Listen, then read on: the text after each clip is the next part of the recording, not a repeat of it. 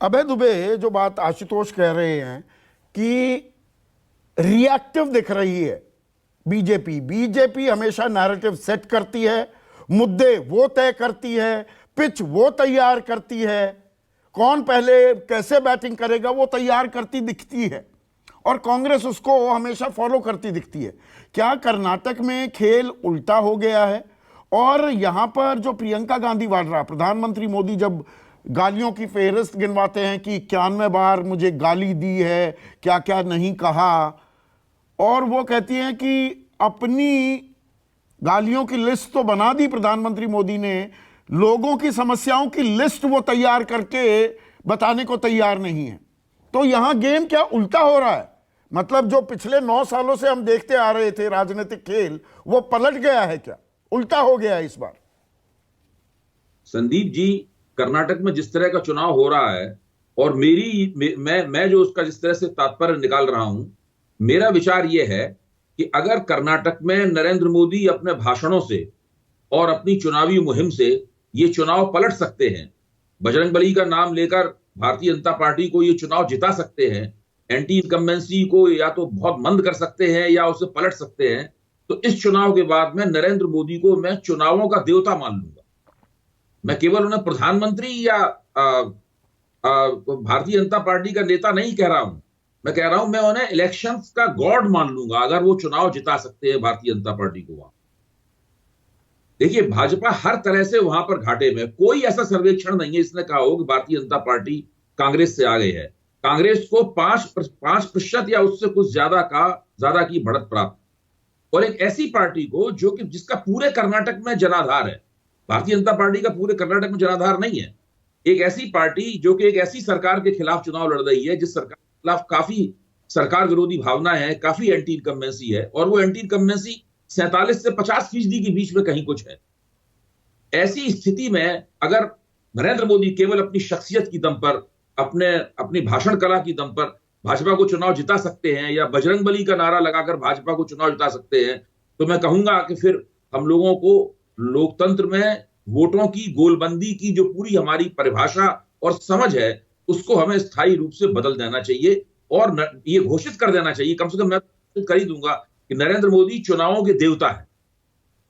पर इसमें एक और पेंच को क्या हम नजरअंदाज कर रहे हैं, या दरअसल अब वो पेंच इतना अहम नहीं रह गया है? मैं जेडीएस की बात कर रहा हूं अभय दुबे। जेडीएस के पास सत्ता की चाबी भी रही है त्रिशंकु विधानसभाओं में। सुनिए ना, सवाल तो सुन लीजिए। जेडीएस ओल्ड मैसूरू में बहुत मजबूत है। जेडीएस का प्रदर्शन क्या रहता है? पिछली बार 37 सीटें आई थी, वो 30 रहती हैं या 20 रहती हैं? वो 20 या 20 से नीचे आती है, फायदा किसका? 30 या 30 से ऊपर रहती है, फायदा किसका होगा? क्या यहां अभी ये पेच अटका हुआ है? मेरी अपनी समझ यह है कि जनता दल सेकुलर अपने राजनीतिक अस्तित्व में सबसे ज्यादा संगीन किस्म की बचाव की लड़ाई लड़ रहा है।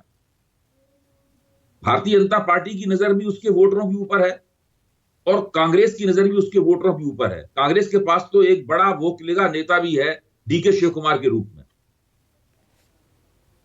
तो अगर जनता दल सेकुलर ने इस चुनाव में अच्छा प्रदर्शन नहीं किया, पिछले लोकसभा चुनाव में उसका सुपड़ा साफ हो गया था, और इस चुनाव में अच्छा प्रदर्शन नहीं किया, तो उसकी राजनीति का ग्राफ बहुत लंबे अरसे तक कर्नाटक में गिर जाएगा। और उनको जिस तरह किंग मेकर वगैरह कहा जाता है, इस तरह का किंग मेकर कहना भी लोग उसके बारे में बंद कर देंगे। नहीं, मैं ये सवाल इसलिए पूछ रहा हूं अभय, क्योंकि एक मिनट, उत्तर प्रदेश की बात करें। पिछले साल उत्तर प्रदेश के विधानसभा चुनाव हुए, बसपा जो सरकार में भी रही और बड़ी एक मजबूत पार्टी उत्तर प्रदेश की, 9% वोट बैंक गिरता है उसका, और उसमें से अधिकांश या अधिकतर वोट बीजेपी के खाते में जाते दिखते हैं। हमने 2019 में लोकसभा चुनाव कर्नाटक की अब मैं बात कर रहा हूं, जेडीएस का बहुत सारा वोट बैंक शिफ्ट हुआ बीजेपी के खाते में, तो वो 28 में से 25 जीत गई। क्या ये शिफ्टिंग जो वोट बैंक है, जेडीएस अगर सिमट जाती है, सिकुड़ जाती है, वो वोट बैंक इन विधानसभा चुनाव में कहां जाएगा? क्या यह देखने वाली बात होगी? देखिए, अगर लोकसभा चुनाव में वोकलिगा वोट जो भाजपा की तरफ गया था, अगर जनता दल सेकुलर उसका 50% ही वापस प्राप्त कर पाता है, या मान लीजिए पूरी तरह वापस नहीं प्राप्त कर पाता, तो जनता दल सेकुलर का प्रदर्शन काफी खराब होगा। क्योंकि जो ओल्ड मैसूर का इलाका है, ओल्ड मैसूर के इलाके में जब वकीलगांव का और मुसलमानों का गठजोड़ बनता है, तब जनता दल सेकुलर के लिए एक अच्छी स्थिति वहां पर बनती है। और मुझे इस बार लगता है कि मुसलमान वोट कांग्रेस की तरफ ज्यादा हमदर्दी से देख रहे हैं कर्नाटक के। इसलिए तो विनोद शर्मा कह रहे थे, देवेगौड़ा उनसे बातचीत में कह रहे, अरे ये 4% आरक्षण तो मैं लेकर आया था।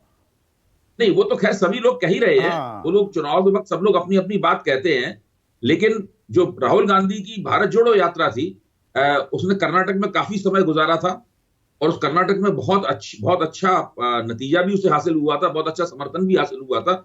और भारत जोड़ो यात्रा का जो मर्म, उसमें वो नफरत के मुकाबले मोहब्बत की दुकान खोलने की राहुल गांधी बात करते हैं।